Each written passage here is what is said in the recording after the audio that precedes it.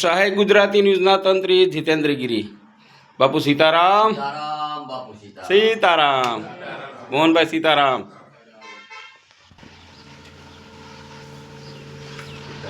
સીતારામ. સીતારામ. તો મિત્રો અત્યારે આપણે સંતની ત્યાં છે ને આપણી સાથે મોહનભાઈ છે. મોહનભાઈ ઓમ નમો નારાયણ. મોહનભાઈ, આજે તમે જે સંગીત વિશે વાત કરતા, તો મેં ઘણું બધું સાંભળ્યું સંગીત વિશે, કારણ કે હું પોતે એક તંત્રી છે. ઘણા લોકો એમ કે સંગીતથી દર્દ સારું થઈ જાય છે, રોગો સારું થઈ જાય છે. સાયન્સે પણ નક્કી કર્યું, વિજ્ઞાને નક્કી કર્યું છે કે સંગીતથી બાપુ રોગ સારો થઈ જાય. તો સંગીત વિશે આપણે જે વાત કરશું, તો મોહનભાઈ શું કહેવા માંગો સંગીત વિશે તમે? આજના ઉલટપટલ જીવનની અંદર શાંતિનું પ્રમુખ સ્થાન છે. તો એને મેળવવા માટેના ઘણા પ્રયાસો આપણા લોકો કોઈ પણ સાધનો દ્વારા શાંતિ મેળવવા માટેના પ્રયાસો કરતા હોય, પણ આપણા આધ્યાત્મિક અને આપણા સનાતન ધર્મની અંદર જે શાંતિનું સ્થાન, જેનું ગૌરવ અનુભવીએ એવી કોઈ ચીજ હોય તો એ સંગીત છે.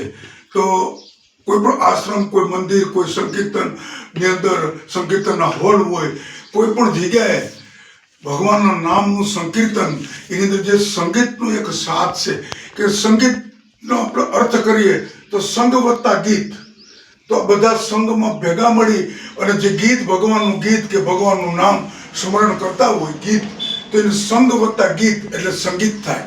તો આપણા સનાતન ધર્મના જેટલા શાસ્ત્રો, જેટલા પુરાણો, જે કંઈ આપણા સંસ્કૃતિની અંદર જેટલું બધી રચનાઓ જે સંતોએ કરી છે, એમાં આરતી છે, આરતી, શ્લોક, પૂજા, ચોપાઈ, જે કંઈ ભજન, કીર્તન, સંગીત, રાગ, રાગિણી, એ બધું આપણા ધર્મની અંદર સંગીતની સાથે જોડાયેલું છે.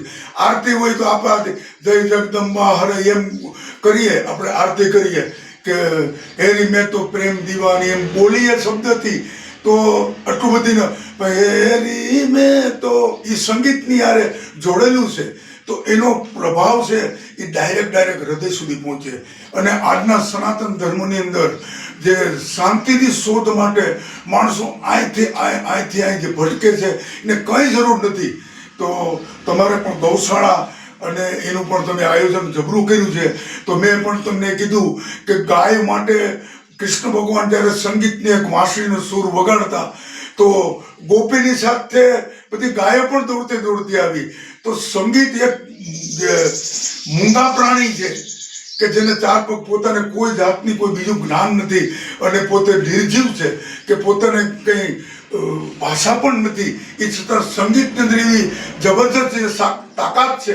આથી 5500 વર્ષ પહેલા કૃષ્ણ ભગવાન વાંસળી વગાડતા તો ગાયો એની અડકે પડકે ટોળા વળીને આવી જતી. તો એ સંગીતની અંદર તાકાત કેટલી હશે કે મૂંગા પ્રાણીને પણ ખેંચી લે. તો આપણે તો બુદ્ધિશાળી છે, આપણે તો ભાષા પણ છે આપણી પાસે. તો કોઈ પણ માણસને કોઈ પણ જાતનો દર્દ હોય, એને બધા રાગો બતાવ્યા. તો રાગની અંદર શિવરંગની, મેઘમલાર, કેદાર, કલાવતી, ભૈરવી, અહિર ભૈરવ, પછી વસંત બહાર, કઈ જાતના એવા રાગો, 84 રાગ. આપણે ભારત સંસ્કૃતિની અંદર 84 રાગની સ્થાપના થઈ ગયેલી છે. અને એ રાગની અંદરથી મિશ્રણ કરી અને જે રાગિણી બની એ 360 છે. તો હવે પ્રશ્ન એ છે કે સંગીતના જન્મદાતા કોણ છે?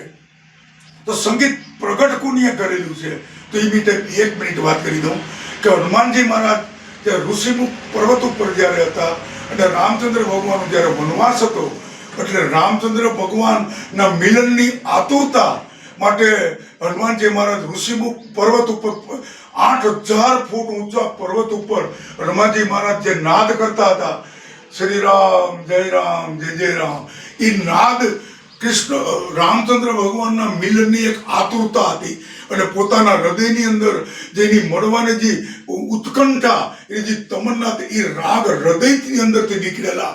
ને એ રાગ છે એ આપણા સાધુ સંતો જે જંગલની અંદર હોય એને કંઠસ્થ કર્યા. એટલે સાધુ સંતોને કોઈ રાજાઓ આમંત્રણ આપે એટલે રાગ દરબારની અંદર એ રાગને એ સંતોએ રજૂ કર્યા ને સંગીતકારોએ એને મઢી લીધા ને એ રાગ મળ્યા પછી આપણી પાસે એ રાગ પહોંચ્યા. તો તો સંગીતના જે જન્મદાતા હનુમાનજી મહારાજ છે તો એને એક પ્રસાદ રૂપે આપણે સ્વીકારવા જોઈએ. આ તો સામાન્ય મને જ્ઞાન હતું એ મુજબ મેં વાત કરી. બાકી જય સિયારામ. જય સિયારામ. તો મિત્ર, સરસ મજાની મોહનભાઈએ વાત કરી છે. આપણે જાણીએ છીએ ઘણીવાર મંત્ર ઉચ્ચાર થતો હોય, ઓમ નમો શિવાય, મૃત્યુંજય મહાદેવ, ઘણા બધા મંત્રો હોય છે. તો મિત્ર, એ ભૂમિમાં તમારે બેસવું.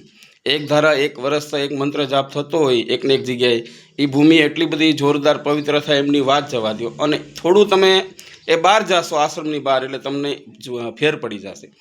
ભૂમિ બધી સરખી છે પણ કહેવાનો મતલબ શું છે? મંત્ર ઉચ્ચાર. જે હમણાં ભાઈ વાત કરી સંગીત, તો મિત્ર ઘણા લોકો એમ કે ભાઈ ભજન મારે થતું નથી, પૂજા માટે મારે થતા નથી. તો તમારા ઘરમાં તમે સર્કિટ તો રાખી શકો ને.